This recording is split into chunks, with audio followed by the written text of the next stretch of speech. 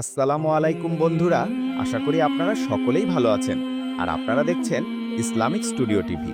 সে সময় আরব ভূমিতে ফাদার নামের এক গ্রামে রোকানা নামে এক প্রকাণ্ড শক্তিশালী পালোয়ানের বাস ছিল। সেই যুগে রোকানোর মতো শক্তিশালী পালোয়ান আর কেউ ছিল না। কুস্তিতে তার সঙ্গে কেউ পেরে উঠত না। একদিন গ্রামের লোকেরা গোল হয়ে বসে কুস্তি নিয়ে আলোচনা করছিল। রোকানা সেই বিশাল দেহের অধিকারী শক্তিশালী পালোয়ান বসেছিল সবার মাঝে। হঠাৎ এক আগন্তুক এসে সবার উদ্দেশ্যে কথা বলতে শুরু করে। আগন্তুক বললেন, তোমরা কি শুনেছ মক্কায় একজন নবী এসেছেন? একজন গ্রামবাসী জিজ্ঞাসা করলেন, কেমন নবী? আগন্তুক বললেন, তার নাম মুহাম্মদ সাল্লাল্লাহু আলাইহি ওয়াসাল্লাম। তিনি দাবি করেন তিনি আল্লাহর প্রেরিত রাসূল। তার উপর আসমানি কিতাব কোরআন নাজিল হয়েছে। আর শুনেছ দলে দলে মানুষ তার কথায় মুগ্ধ হয়ে ইসলাম গ্রহণ করছে। রোকানা বললেন, তাহলে তো আমাদের তার সাথে দেখা করা উচিত। আরেকজন গ্রামবাসী বললেন, হ্যাঁ শুনেছি তিনি অনেক অলৌকিক কাজও করতে পারেন, এমনকি অনেকে বলে তিনি জাদুও জানেন। রোকানা বললেন, যদি তিনি সত্যিই আল্লাহর রাসূল হন তাহলে তার শক্তিও থাকা উচিত। আর যদি তিনি সাধারণ মানুষ হন তাহলে তিনি কুস্তিতে আমার সামনে দাঁড়াতে পারবেন না। আমি তার সাথে কুস্তি লড়তে চাই। এরপর রোকানা দ্রুত নিজের বাড়ির দিকে হাঁটতে থাকেন। তার পুত্র ইয়াজিদও তার সাথে যায়। পথে বাবা ছেলের মধ্যে কথোপকথন হয়। ইয়াজিদ জিজ্ঞাসা করল, আব্বা, তুমি কি সত্যি সেই নবীর সাথে কুস্তি লড়বে? রোকানা বলল, হ্যাঁ, আমি নিজেই পরীক্ষা করব তিনি সত্যি নাকি মিথ্যা। ইয়াজিদ বলল, কিন্তু আব্বা, তুমি তো কখনো কোনো কুস্তিতে হারোনি। রোকানা বলল, আমি অনেক কিছু শুনেছি। মক্কায় এক ব্যক্তি আছেন যার নাম মুহাম্মদ সাল্লাল্লাহু আলাইহি ওয়াসাল্লাম। লোকেরা বলে তিনি অনেক বড় জাদুকর। তিনি নাকি মানুষকে তার কথায় মুগ্ধ করে ফেলেন। যারাই তার কথা শুনে তারাই নাকি তার অনুসারী হয়ে যায়। আমি ভাবছি মক্কায় গিয়ে তার সাথে দেখা করব এবং তার সাথে কুস্তি করব। যদি তিনি সত্যিই বিশেষ কেউ হন তাহলে তিনি আমার সাথে টিকতে পারবেন। ইয়াজিদ বলল, বাবা, তাহলে আমিও তোমার সঙ্গে যাব। আমি নিজ চোখে দেখতে চাই তিনি আসলে কে। রোকানা বলল, ঠিক আছে, তাহলে আমরা একসঙ্গে মক্কায় যাব। এরপর উত্তপ্ত বালির উপর দিয়ে রোকানা ও ইয়াজিদ ধীরে ধীরে এগিয়ে যাচ্ছে। দিনের আলোতে মরুভূমির রুক্ষতা আর রাতে তারাভরা আকাশ তাদের পথের সঙ্গী। অবশেষে একদিন তারা মক্কায় পৌঁছায়। মক্কায় প্রবেশ করতেই রোকানার মনে এক অদ্ভুত পরিবর্তন আসে। রোকানা আশ্চর্য হয়ে ইয়াজিদকে বলল, ইয়াজিদ, তুমি কি কিছু অনুভব করছো? আমার ভেতরে কেমন জানি এক শান্তি অনুভব হচ্ছে। ইয়াজিদ বলল, হ্যাঁ বাবা, আমারও ঠিক তেমনই লাগছে। এমন শান্তির পরিবেশ আমি আগে কখনো দেখি। তারা অবাক হয়ে চারপাশ দেখছে। লোকেদের ব্যবহারে এক ধরনের কোমলতা ও প্রশান্তি আছে। তখন সামনে কিছু লোককে দাঁড়িয়ে থাকতে দেখে তারা তাদের কাছে এগিয়ে যায়। রোকানা তাদের সালাম জানিয়ে জিজ্ঞাসা করে, ভাইয়েরা, আমরা একজন মানুষকে খুঁজছি, মুহাম্মদ সাল্লাল্লাহু আলাইহি ওয়াসাল্লাম। তোমরা কি বলতে পারো তাকে কোথায় পাওয়া যাবে? লোকেরা জিজ্ঞাসা করল, আপনারা কারা আর কোথা থেকে এসেছেন? রোকানা উত্তরে বলল, আমি রোকানা, ফাদার গ্রামের বাসিন্দা। লোকেরা বলল, আচ্ছা রোকানা, তা আপনি যার সাথে দেখা করতে চান তিনি হচ্ছেন মুহাম্মদ সাল্লাল্লাহু আলাইহি ওয়াসাল্লাম, আমাদের নবী। তিনি আল্লাহর প্রেরিত রাসূল। আপনি যদি তার সাথে দেখা করতে চান তাহলে মসজিদে চলে যান, তিনি এখন সেখানেই আছেন। এরপর রোকানা ও তার ছেলে ইয়াজিদ ধীর পায়ে মসজিদের দিকে এগিয়ে গেল। সেখানে পৌঁছে তারা মসজিদে প্রবেশ করল। ভিতরে প্রবেশ করতেই তাদের চোখ পড়ল এক মহান ব্যক্তির দিকে, যিনি হৃদয়স্পর্শী হাসি নিয়ে বসে আছেন। তার মুখে এক অপার্থিব নূর যেন সারা বিশ্বকে স্বাগত জানাচ্ছেন। রোকানা থমকে দাঁড়ায়, কিছুক্ষণ চুপচাপ তাকিয়ে থাকে, তারপর ধীরে ধীরে তার কাছে এগিয়ে যায় এবং সালাম দিয়ে বলে, আসসালামু আলাইকুম নবীজি। সাল্লাল্লাহু আলাইহি ওয়াসাল্লাম মৃদু হাসি দিয়ে সালামের উত্তর দিলেন, ওয়ালাইকুম আসসালাম। রোকানা কিছুক্ষণ নীরব থাকে, তারপর গভীর কণ্ঠে বলে, তুমি কি সেই ব্যক্তি যার নাম আমি লোকের মুখে মুখে শুনেছি? তুমি কি সত্যি আল্লাহর প্রেরিত রাসূল? নবীজি সাল্লাল্লাহু আলাইহি ওয়াসাল্লাম বললেন, হ্যাঁ, তুমি ঠিকই শুনেছ, আমি আল্লাহর প্রেরিত রাসূল। কিন্তু তুমি কে? কোথা থেকে এসেছো? রোকানা বলল, আমি অনেক দূর থেকে এসেছি। তোমার কথা শুনে আমার নাম রোকানা। আমি একজন বিখ্যাত পালোয়ান। আমার মতো শক্তিশালী কেউ নেই। আমি এখনো পর্যন্ত কোনো কুস্তিতে হারিনি। নবীজি সাল্লাল্লাহু আলাইহি ওয়াসাল্লাম বললেন, তুমি বসো রোকানা, তোমার সাথে আমার অনেক কথা আছে। রোকানা একটু অবাক হয়। সে ভাবতে থাকে, উনি আমার সাথে কি কথা বলবেন। সে বসে পড়ে আর তার ছেলে ইয়াজিদ পাশে দাঁড়িয়ে থাকে। নবীজি ধীরে ধীরে কথা বলতে শুরু করেন। নবীজি সাল্লাল্লাহু আলাইহি ওয়াসাল্লাম বললেন, রোকানা, তুমি অনেক শক্তিশালী, তাই না? রোকানা বলল, হ্যাঁ, আমার মতো শক্তিশালী আর কেউ নেই। নবীজি সাল্লাল্লাহু আলাইহি ওয়াসাল্লাম বললেন, কিন্তু তোমার এই শক্তি কে দিল? যে মহান স্রষ্টা তোমাকে এত শক্তি দিয়েছেন, সেই আল্লাহকে তুমি কি চেনো? রোকানা জিজ্ঞাসা করলেন, আল্লাহর কথা বলছেন?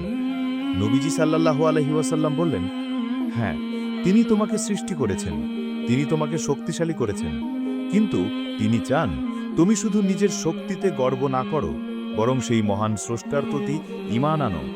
রোকানা এবার রেগে গিয়ে বলল, হে মোহাম্মদ সাল্লাল্লাহু আলাইহি ওয়াসাল্লাম, তুমি এসব কি বলছো?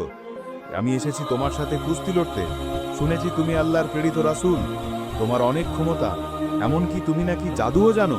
তাই আমি দেখতে চাই তুমি সত্যি কতটা শক্তিশালী। নবীজি সাল্লাল্লাহু আলাইহি ওয়াসাল্লাম বললেন, রোকানা, তুমি আমার সাথে কুস্তি লড়তে চাও, তাই না? কিন্তু আমি তো কুস্তিগীর নই। কুস্তির লড়াই আমার কাজ নয়।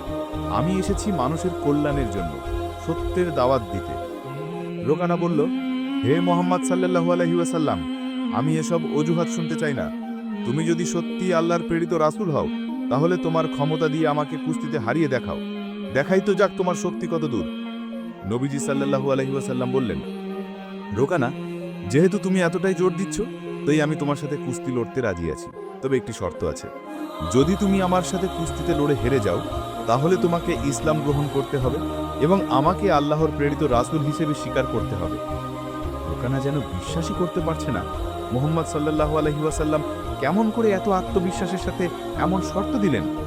রোকানা মনে মনে ভাবতে লাগলো, এই সামান্য একজন হুজুর আমাকে হারাবে, যার আমার মতো প্রশস্ত বুক নেই, যার হাতে আমার মতো শক্তি নেই।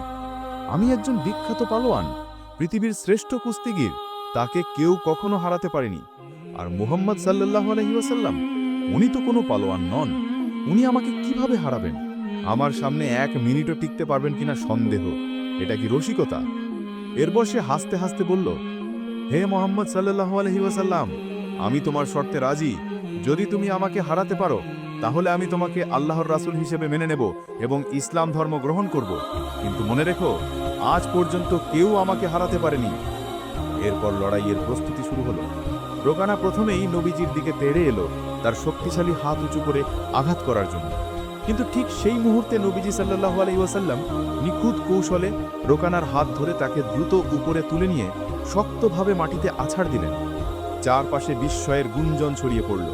এই বিশাল শক্তিশালী পালোয়ান মুহূর্তের মধ্যে মাটিতে লুটিয়ে পড়ল। সবাই হতবাক।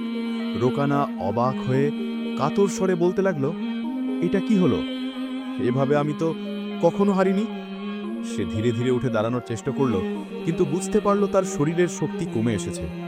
নবীজি তখন শান্ত স্বরে বললেন, হে রোকানা, তুমি হেরে গেছো। এখন কি তুমি তোমার পরাজয় স্বীকার করবে এবং আমাকে আল্লাহর প্রেরিত রাসূল হিসেবে মেনে নেবে? রোকানা বলল, হে মোহাম্মদ সাল্লাল্লাহু আলাইহি ওয়াসাল্লাম, আমাকে আরেকটি সুযোগ দাও, এবার আমি তোমাকে হারিয়ে ছাড়ব।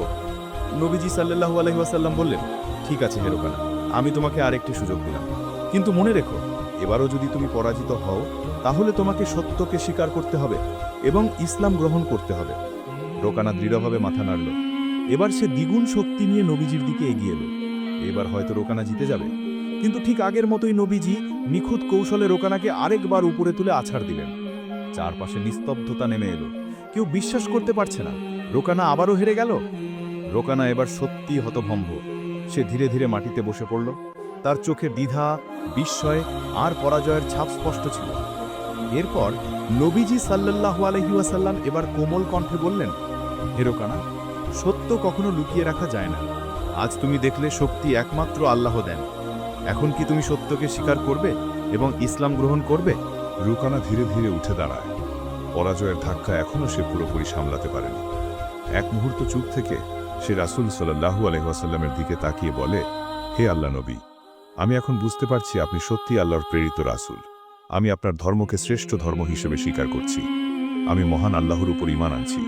রাসূল সাল্লাল্লাহু আলাইহি ওয়াসাল্লাম মৃদু হাসলেন। তিনি রুকানার কাঁধে হাত রাখলেন এবং বললেন, এবার বুঝলে তো রুকানা, আমরা কেউ প্রকৃতপক্ষে শক্তিশালী নই, শক্তি শুধু আল্লাহরই। আজ যদি আল্লাহ না চাইতেন তাহলে আমি তোমাকে কখনো হারাতে পারতাম না।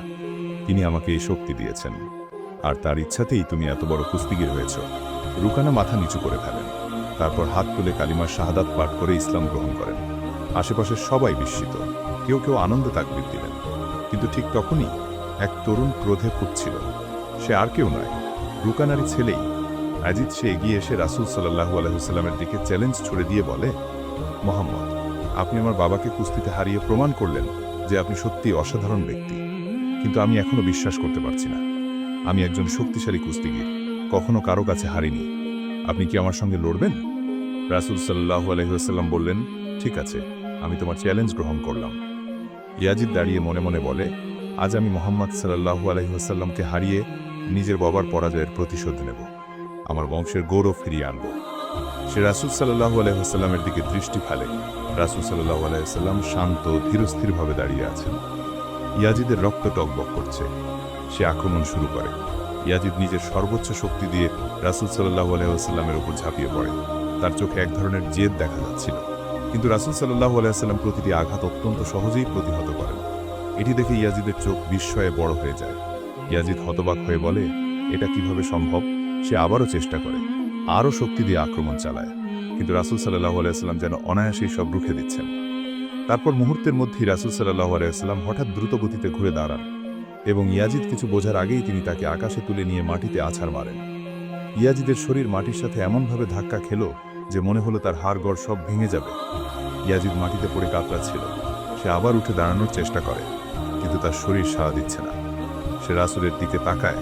রাসূলের মুখে তখনও সেই মৃদু প্রশান্ত হাসি। তিনি ধীরে ধীরে ইয়াজিদের হাত ধরে তাকে তুলে নিলেন।